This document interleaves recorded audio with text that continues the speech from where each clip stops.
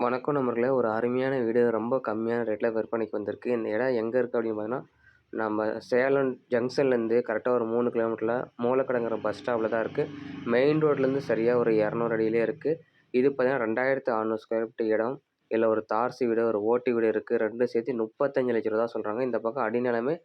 2,500 பக்கம் போகுது. விசாரிச்சுக்கங்க. இங்க வந்து லேண்டு, வீடு எல்லாம் சேர்த்தி உங்களுக்கு குடுக்கக்கூடிய விலை பார்த்தீங்கன்னா, வெறும் ரூ. 35,00,000 தான்.